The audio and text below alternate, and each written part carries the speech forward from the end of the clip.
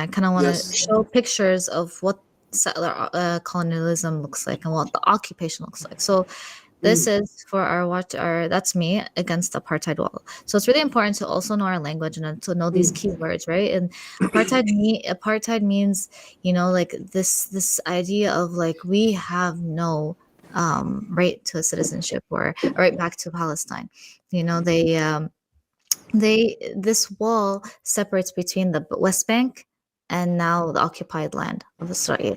So it's really important to see, and it's a massive wall. It's very large, very long, and it's preventing Palestinians from returning to their homes, and denying us our land to our freedom of movement. So it's really important as we look through the pictures of this idea of freedom of movement within the cities. So this is in Khalil in Hebron, where I'm from. So we see this is the old city where the shops Mm. are, and I we remember see this. kind of the fence on top.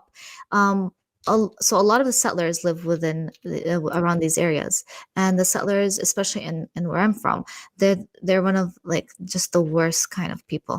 They are very degrading to the Palestinians that live around. So we have these fences on top of the shops because they throw trash onto the city.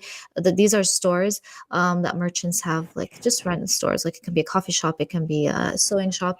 They throw rocks.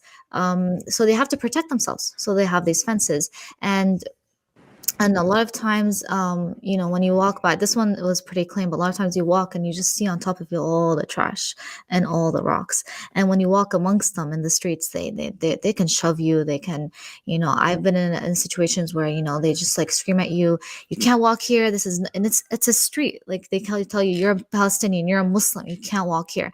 So it's a very racist regime.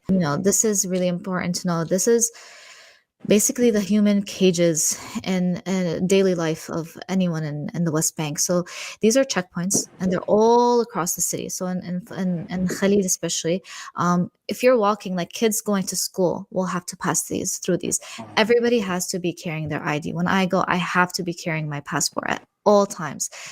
They can deny you entry. They can just close it when they want. There are heavily weaponized ID of soldiers all around the city. You can't pass by, and when it gets crammed, it gets really crammed. And this, I think, was walking up to the Ibrahimi mosque. So when you're going to Fajr, when you're going to any prayer, there's always these barricades. So this is my grandmother's house. It's obviously in ruins. They live in another house now, but her street, her basement door is on one of the occupied streets that you can't walk to, and this is very common in Khalil. And her, like, sometimes they have to take ladders and jump off like their rooftops to get to the other side because they're not allowed to walk on that street, and that's what So, apartheid is. so even yeah, even the street is Yeah, limited to, yeah, yes, to Israelis. Yeah, yeah, a Palestinian yeah, cannot walk on that street, yeah. cannot be on that street. And what would happen to a Palestinian if they're caught on that street?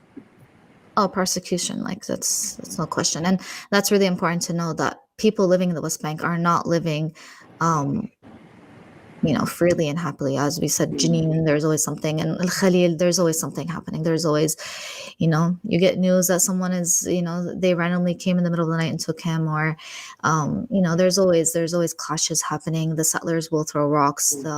They are equipped with, guns. They have guns. There's no, and the idea of soldiers always have to protect the settlers. And also to give you perspective, settlers, their colonies are usually on hilltops. They look a certain way. They have red roofs. They look different than the houses that we have. It's very distinguished, how it looks.